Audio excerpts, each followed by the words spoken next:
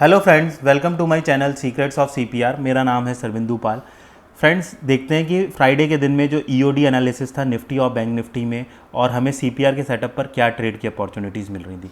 Friend, उस दिन Nifty में हमें क्या ट्रेड की अपॉर्चुनिटीज़ मिली। देखो, पहले ही कैंडल ने सीपीआर के नीचे ब्रेकआउट दिया, मगर हम ऐसी कैंडल पे हम अपना ट्रेड नहीं लेते जहाँ पे इतनी लंबी लंबी विक्स होती है। ठीक है, उसके बाद मार्केट नीचे आ गया, नीचे उसने अपने सेकंड डेली पिवट पे सपोर्ट लिया और मार्केट ऊपर चला गया। इसके बाद मैंने आप लोगों को बताया, जब भी हम ट्रेड की अपॉर्चुनिटी को सर्च करते हैं वो फ्रेंड्स वो तब करते हैं जब जो हमारे पीछे की विक्स होती हैं, यानी कि जो सबसे पहली पीछे की विक्स होती है वो अगर क्रॉस हो जाती है तो हम अपने ट्रेड की अपॉर्चुनिटी को लेते हैं।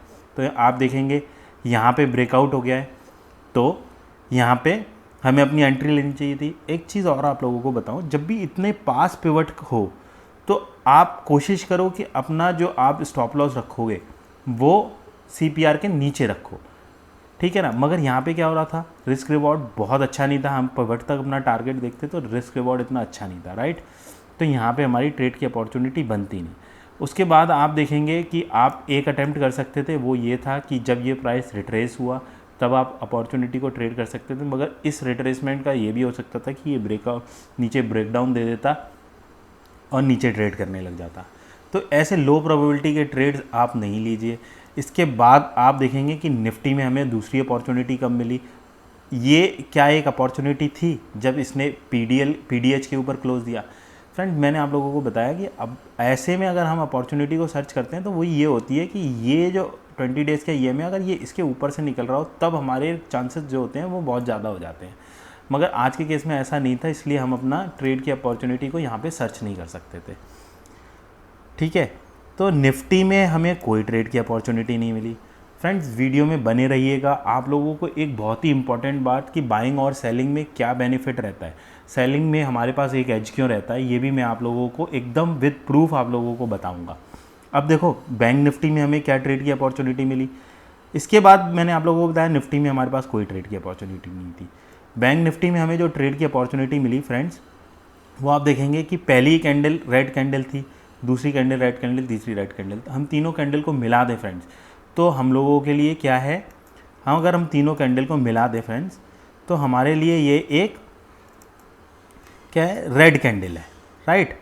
तो आप देखोगे कि ये तो आज के दिन का हाई हो गया, टुडेज हाई हो गया, ठीक है, ये भी हमारे लिए इंपॉर्टेंट हो गया। और ये जो सीपीआर है ये भी हमारे लिए इंपॉर्टेंट हो गया, क्योंकि दो डबल कन्फर्मेशन हो गए, यानी कि आज के दिन का हाई भी चला जाएगा और सीपीआर भी चला जाएगा, ठीक है। मगर सबसे पहली जो अपॉर्चुनिटी मिली फ्रेंड्स, मैंने आप लोगों को पहले भी बताया है कि इस तरीके के जोन्स को हम क्या कहते हैं, गोल्डन जोन्स कहते हैं, जहाँ हमारा डेली पिवट भी है ना, पीडीएच भी है, और क्या कहते हैं वीकली पिवट भी है। और आप देखेंगे ये ये जो पीडीएल है ये कितना इंपॉर्टेंट है। यहाँ से हमें कम से कम 350 पॉइंट का बाइंग भी मिली है, यहाँ से जो इतनी अच्छी बाइंग आई है यहाँ से 350 पॉइंट की। तो ये पीडीएल जो है हमारे लिए इम्पॉर्टेंट भी है। तो हमें क्या करना है फ्रेंड्स, हमें ट्रेड करना है। अब इसमें हमें ट्रेड की अपॉर्चुनिटी कब मिली, आप ये देखो, ये वाली जो कैंडल है वो कितनी 9:45 की कैंडल है। निफ्टी को देखोगे, निफ्टी ने भी 9:45 की कितनी बुलिश कैंडल है, और उसने क्या कर दिया है, हमारे पीडीएल के ऊपर जाके क्लोज दे दिया है। तो यहाँ पे हमारी एक बेस्ट अपॉर्चुनिटी बन रही थी ट्रेड करने की। तो हमें क्या करना चाहिए था, यहाँ पे ट्रेड लेना चाहिए था, यहाँ पे अपना स्टॉप लॉस रखना चाहिए था। ये हमारा रिस्क, ये हमारा रिवॉर्ड, ठीक है फ्रेंड्स। तो यहाँ में 1:2 का प्रॉफिट हो गया फ्रेंड्स। इसके अलावा अब जो दूसरी अपॉर्चुनिटी मैं आप लोगों को पहले भी बता रहा था कि डबल कन्फर्मेशन हो गया। एक जो आज के दिन का हाई है वो तो निकल ही गया, और उसके ऊपर ही हमारा क्या था, सीपीआर था। ये भी एक स्ट्रॉन्ग रेजिस्टेंस की तरह काम कर रहा था। तो इसके ऊपर ब्रेकआउट आ गया, यानी कि ये हमारे लिए डबल कन्फर्मेशन का ट्रेड हो गया। अब हमने यहाँ पे मैंने क्या किया फ्रेंड्स, मैंने भी यहाँ पे एंट्री ली, ठीक है। क्यों, क्योंकि मुझे बहुत अच्छा लग रहा था ये जो एंट्री थी कि बहुत ही प्रॉफिटेबल हो सकती थी। क्या रिस्क रिवॉर्ड था, आप देखो यहाँ पे मैंने को अपना एंट्री लेना था। यहाँ पे इस कैंडल के नीचे, ये जो 11:35 की कैंडल है, इस कैंडल के नीचे मैंने अपना स्टॉप लॉस रखा था, और ये मेरा टारगेट था।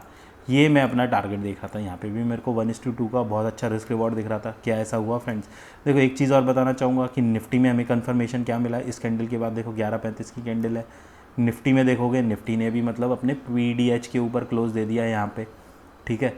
तो हमारे लिए और कन्फर्मेशन हो गया। अब मैंने जब एंट्री ली उसके बाद क्या हुआ फ्रेंड्स, यहाँ पे 12-15 की कैंडल पे स्टॉप लॉस हो गया। अब देखो जो मेन बात जो आप लोगों को कोई नहीं बताएगा वो मैं आप लोगों को बताता हूँ। देखो मैंने 35,600 की पीई को क्या किया, शॉर्ट किया।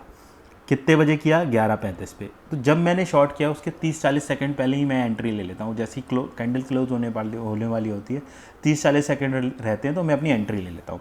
तो मैंने यहाँ कहाँ पे एंट्री ली, एकदम यहाँ पे। तो मुझे जो कॉस्ट पड़ी वो 270 के आसपास की पड़ी, राइट।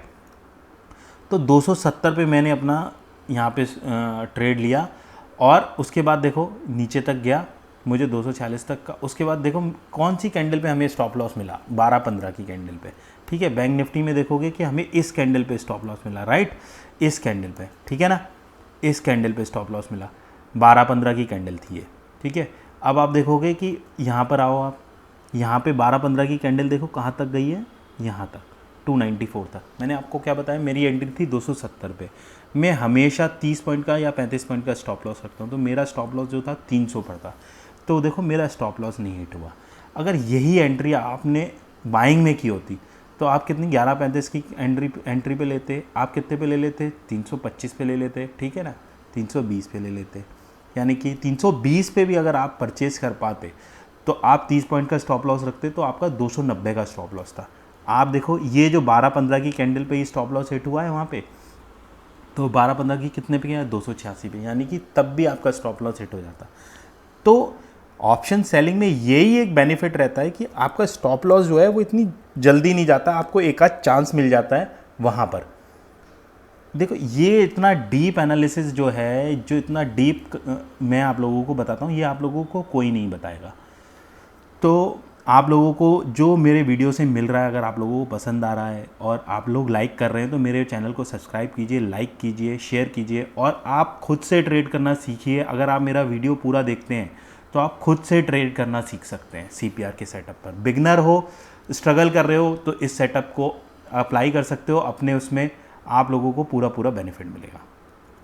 Thank you friends.